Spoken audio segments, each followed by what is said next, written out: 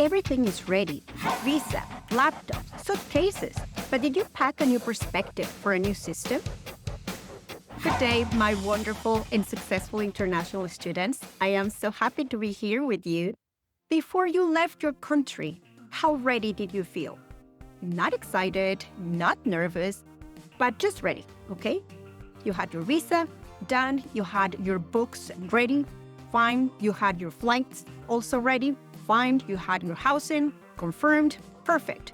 And because you were doing, of course, very well at home, you pretty much know how to study. So you knew what success looked like for you because you had already achieved success back home, right? Now, you land. You are jet lagged, perhaps a little overwhelmed, but you feel ready and excited. And unfortunately, that is sometimes where the problem begins. Today, I want to talk to you about something that nobody prepared us for. And it's something that I experienced myself. Today, I am going to share one of my biggest failures. And one of the reasons why I want to share this is because I, of course, want to give you the tools and the strategies to try to prevent you from making the same mistakes I made. This is something also that I have watched in hundreds of international students. I call it the home comfort delusion. And once you see it, you cannot unsee it. It's like, okay, I was a good student back home, so everything I was doing back home is automatically going to work here in my new country. And of course, if I keep doing the same things I was doing back home, I am going to get the same results in this new country. And of course, this logic makes sense, right? Doing what I was doing got me all these good grades, got me this scholarship, but this is what we call a home delusion.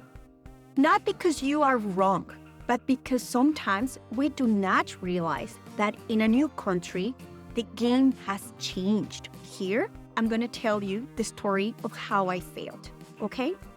Now, a few years ago, I was sitting in my first MBA class, right? And as you remember, I already had a master's in education, so I pretty much knew, I was sure, I was confident, and maybe feeling a little bit arrogant about, I know how to do this. I have done it before. My class was accounting and finance. So back home, teachers usually taught. Even for my master's, I remember we would be given a topic. We will have 1 week perhaps to write a paper. We will do our research, of course, by ourselves. We will write our papers, and you usually would receive weekly feedback from your professors. So that was the rhythm of my master's in education. So when I came to Canada to do my MBA, I showed up for this first class in this new country, and the professor walks in, says just 2 or 3 sentences about the topic, and then this is what he said. Okay, here's the problem. This is going to be due next week. The readings are on the portal. My office hours are Tuesday mornings. Any questions? No, that's it. Okay, he left. And I remember thinking, wait a minute, he's not going to teach but I didn't say anything, right? I didn't want to look weird or to look like the one who maybe was not understanding what was happening. I just noted. Week 2, what happens? Same thing. Week 3, same thing. No teaching at all, just problems. I couldn't understand anything that the teacher, the professor was actually putting up in the presentation and just going, okay, this is due next week. See you, bye-bye, and he would leave. Now, first quiz, what happens? Of course, I failed. I just never got to really understand what this is about. I think those first 3 weeks, I was just confused because I was probably waiting for someone to deliver the knowledge to me or someone to explain all those math and financial problems I had so much difficulty understanding. But that delivery from my professor never came. Nobody told me that in this new system, the professor sometimes is not a lecturer. They're just guides. And the expectation is for students to go find information themselves. You struggle with it. You bring your questions to class, And class is where we fix your questions, not where we start teaching. Now, back home, usually when you need help, you ask the teacher or the professor after class, right? And that was it. But here, there were entire departments dedicated to tutoring, writing support, and I can tell you, these academic advisors, I have never really accessed any of these departments back home because we didn't have them. So I didn't really touch any of them for months because in my head, I kept saying, well, asking for help means that I'm failing, or asking for help means that I am weird, or that I am not smart, or that I am weak. And that was the home comfort delusion. I brought the tools that work back home, which were, of course, patience, independent study, waiting to receive knowledge, but this system wasn't designed to give me knowledge. It was designed to teach me how to hunt and find knowledge myself. So I showed up usually with empty hands, being every single week more confused than the previous one, and this is what I had to learn. Nothing was wrong with me. I didn't suddenly become incapable, or I didn't forget how to learn.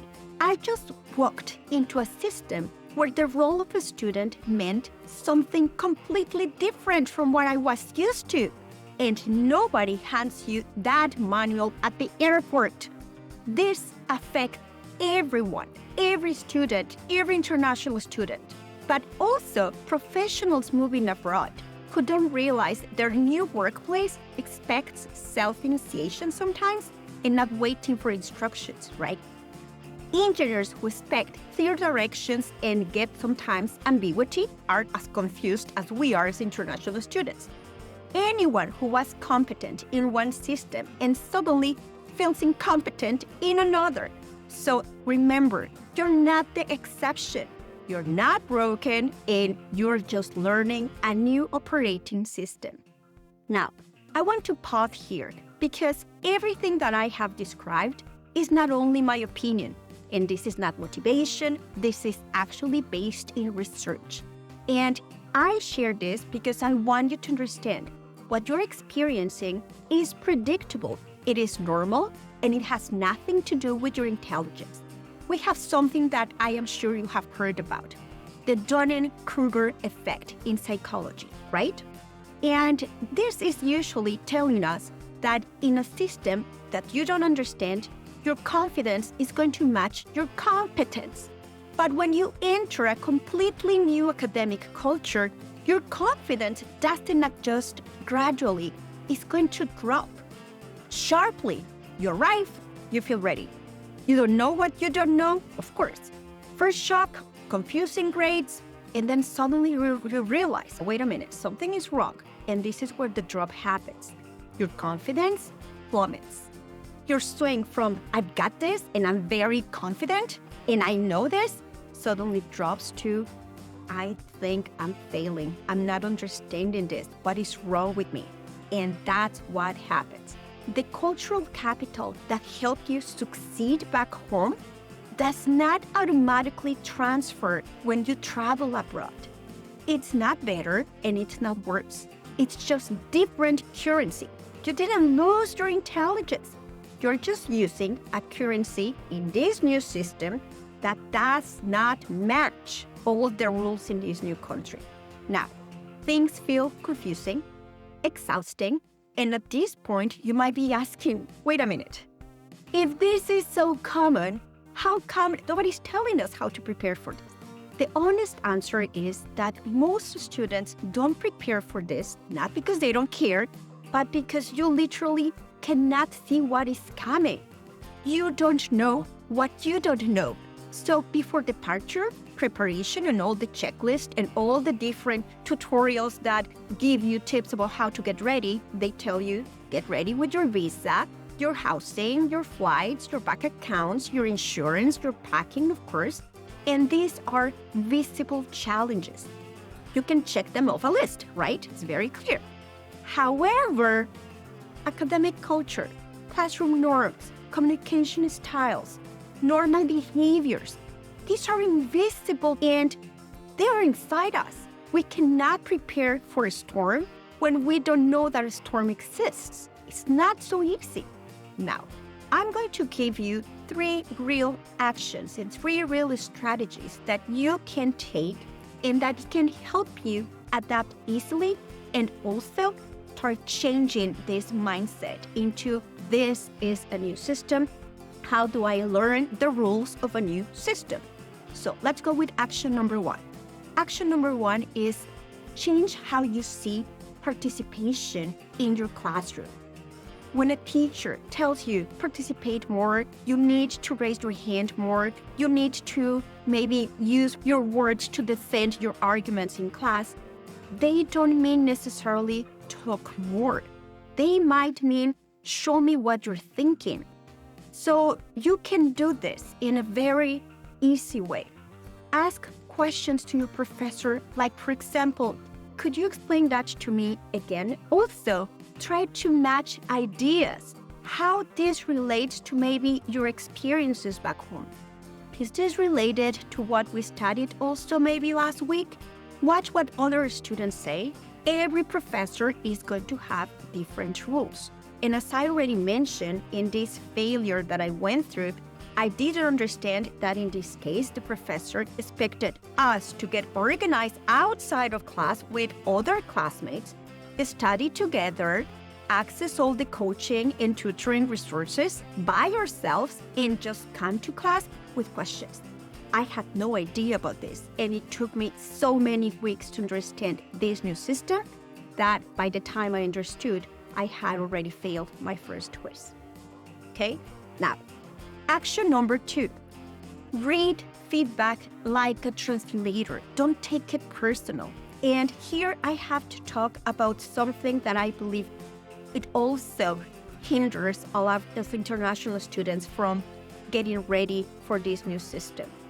Sometimes it's our pride.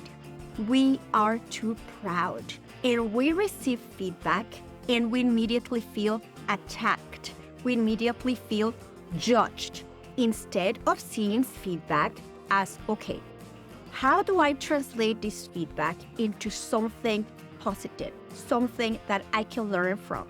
So don't ask yourself when you receive feedback, what is wrong with me? Why am I doing this wrong? Better ask questions like, okay, what is exactly what the professor wants here in this assignment? What would be a good version of what the professor is expecting? And what should I change next time I write an essay like this? Or what should I change next time I present a paper like this? The answers, of course, are not in your head and they are in the feedback. So your job is to decode feedback. Do not take feedback as a personal attack. Do not feel bad about it. Read the feedback. Try to understand, okay, what action can I take in the future? Or if this is not clear, go to your professor's office hours and ask your professor to clarify the feedback in case it's not clear. But then take feedback as a learning opportunity, an opportunity to change your strategy, and not as a personal attack. And the action number 3, watch first. Watch what happens around in your classroom. Weeks later. So, I know you want to improve immediately, and I know you want to be the best one immediately, and I understand that. But you cannot fix what you do not understand first. So before you change anything, just watch, observe. How do other students ask questions in the classroom? What kind of questions are being asked? What kind of comments from students get good reactions from the professor?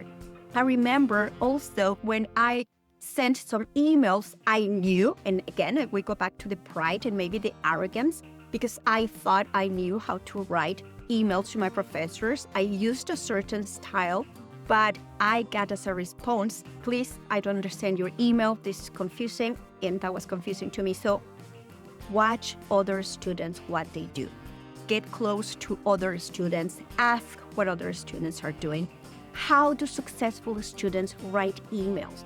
This is learning the rules of the game by looking at other people and how they do it. Once you find the pattern, then you can adjust. So first, understand the system, and then try to work with the system. And here's what now I would like you to take away from today's video. First of all, be compassionate with yourself. You're not behind, you're not failing, you're not doing anything wrong. You're just in a transition, and transitions are always going to be uncomfortable by nature. Why? Because it means learning new ways of doing things. So that is going to be your job. The students who thrive are not the ones who become perfect, but they are the ones that thrive, and they are the ones who stay flexible long enough to recalibrate to this new system. So the home comfort delusion affects almost everyone, but usually nobody's going to recognize it, okay? So stop asking yourself, why isn't this working? And start asking yourself, how does this system work? And this shift from self-judgment to curiosity is going to be a game changer. Now remember, you didn't travel thousands of miles and spend all your savings, leave your family, learn a new language, and adapt to new food or new weather, new social rules, just to become smaller. You came here to this new country to grow. And growth always feels uncomfortable before it feels natural. So that's how you know it's working. And this is why I do all these different videos, not to sell you motivation, but to give you the map I also wish I had. The hidden curriculum that nobody writes in the orientation handbook, right? Now, we would love to hear from you. Go to the comments, please, and share your own examples. When did you first realize that the rules had changed? Maybe it was a grade that made no sense, or a comment from a professor. Maybe a group project. Share in the comments a moment you thought, wait, the system works differently. Share your story, because I am sure your example might be the one that helps other students recognize that, okay, wait a minute, that also happens to me. That means I'm not alone, I'm not failing. So make sure you drop your comments, all right? I will read them, I promise. And if you watched this whole episode, I can tell you you're already doing great, and we're already ahead of hundreds of thousands of international students around the world that may have no idea about how to get ready for the system. So remember, it's not about studying abroad, it's about thriving abroad. I believe in you, I know you've got this, and I will see you in our next episode. Ciao!